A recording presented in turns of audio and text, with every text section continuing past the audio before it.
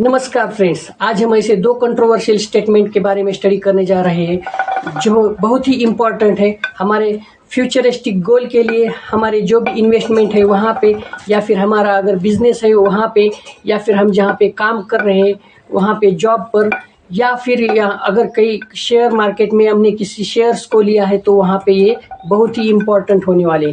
तो हम ना कि बहरे बनेंगे ना अंधे बनेंगे, क्योंकि किसी ने कह दिया है तो उसको डायरेक्ट अप्लाई नहीं करेंगे, इसके बारे में स्टडी करेंगे। तो देखिए फ्रेंड्स, तो फेमस जो इन्वेस्टर है जेफ बेजोस, उन्होंने कभी कहा था सभी अंडे एक ही टोकरी में रखो और सिर्फ उसको घूरते रखो। मतलब उन्होंने कुछ ऐसे शेयर ले लिए थे, उनको उन्होंने अभी तक नहीं बेचा, उनसे जो डिविडेंड आता है वही लेते रहे और अपनी जीवन बिताते रहे, और अभी तक उनके उस शेयर्स की वैल्यू बहुत सारी बढ़ गई है और उनकी वेल्थ क्रिएट हो गई है, उनके पास बहुत सारा अभी पैसा है। इसीलिए उन्होंने बोला था एक ही टोकरी में सभी अंडे रखो और सिर्फ उसको घूरते रहो। यही इम्पॉर्टेंट है फ्रेंड्स अपने बिजनेस के लिए या फिर इन्वेस्टमेंट में के लिए। हमने इसके पहले के भी वीडियो में देखा था, जब भी हमें हमारे बिजनेस से प्रॉफिट आए तो उस प्रॉफिट में से कुछ हिस्सा हम क्या करेंगे, फिर से री इन्वेस्ट करेंगे। किस बिजनेस में करेंगे? जिस बिजनेस से सबसे ज़्यादा प्रॉफिट आता है।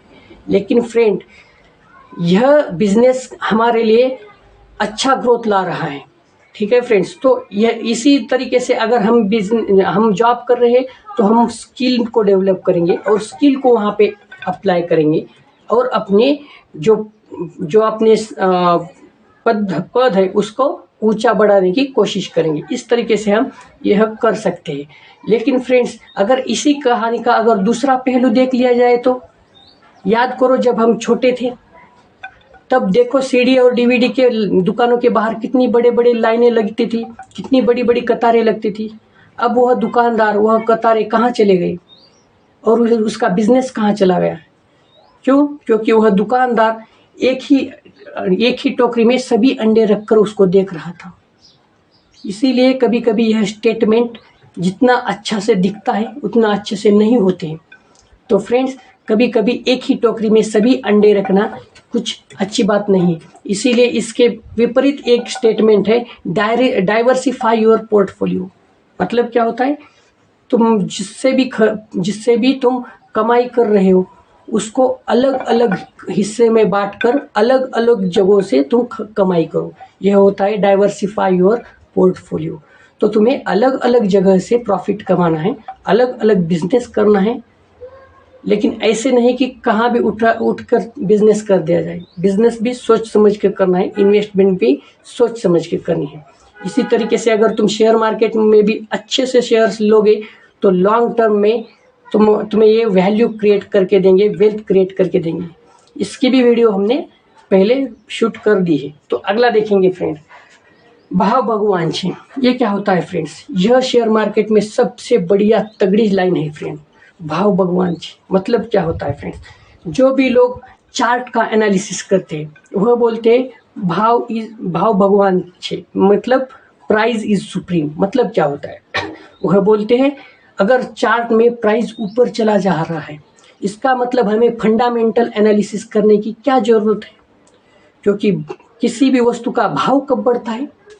जब उसमें कुछ ऐसी ताकत या फिर कुछ ऐसा छुपा रुस्तम स्टॉक होता है, या कोई बिजनेस होता है, या फिर कोई प्रोडक्ट होता है कि हाँ सबको चाहिए, तभी उसका भाव बढ़ता है। उसमें कुछ ऐसी क्वालिटी रहती है जिसके कारण उसका भाव बढ़ता है, या फिर मार्केट में वो शॉर्टेज होता है, इसीलिए उसका क्वांटिटी शॉर्टेज होता है, इसीलिए उसका भाव बढ़ता है।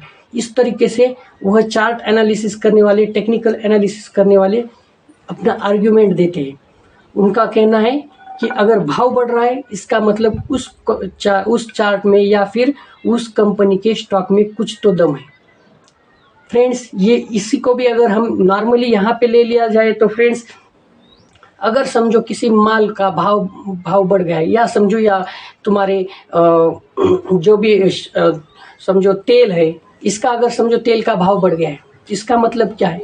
अभी बाजार में जिससे तेल निकलता है वह प्रोडक्ट कम है, इसी के कारण तेल का भाव बढ़ गया है। इस तरीके से हम इसको लिंक करते हैं। तो फ्रेंड्स, हाँ, यह सच है कि हर जगह भाव भगवान छे, भाव ही सुप्रीम है। लेकिन फ्रेंड, कभी कभी ऐसा ही होता है कि बहुत सारा भाव होता है, लेकिन जब जैसे कि समझो पटाखे, बहुत महंगे महंगे पटाखे लेकर आए, अब जब उसको आग लगा दी तो फुस्स निकली।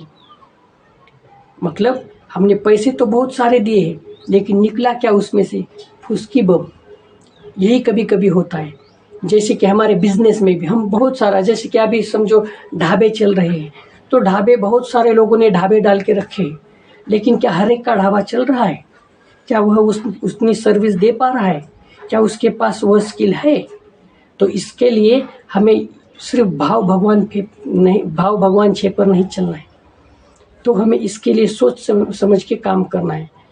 कोई आ गया और बोल दिया भाव भगवान छे, तुम ये ढाबा डाल दो, बहुत पैसा कमाओगे, यह नहीं होता फ्रेंड। इसी तरीके से कोई कोई स्टॉक फ्रेंड बहुत, अभी इसमें क्या होता है फ्रेंड, इंस्टीट्यूशन गेम चलाते हैं, उस स्टॉक को इतना बढ़ा देते हैं, क्योंकि लोग क्या देखते हैं? सिर्फ भाव, वह बढ़ रहा है मतलब उसको खरीद लेते हैं। लेकिन यही फायदा इसका इंस्टीट्यूशंस ले लेती है। उस शेयर में, उसके अर्निंग में, उसके ग्रोथ में कुछ नहीं होता, फिर भी उसको, उसके भाव को बहुत सारा बढ़ा देती है। और जब न्यूज़ आती है कि उसका प्रॉफिट गिर गया है, उसका अर्निंग गिर गया है, तब वह जो भाव चढ़ गया है वह इस तरीके से वी शेप में डाउन निकल आता है। इसलिए फ्रेंड्स, सिर्फ एक स्टेटमेंट किसी के सुनकर बहरे नहीं बनना है, या फिर आंखों पे पट्टी लगा के अंधे नहीं बनना है। अगर हमारे कंटेंट अच्छे लग रहे हैं फ्रेंड्स, हमारे प्रो दोस्त 1997 इस चैनल को सब्सक्राइब कीजिएगा, हमारे वीडियो को लाइक कीजिएगा, शेयर कीजिए।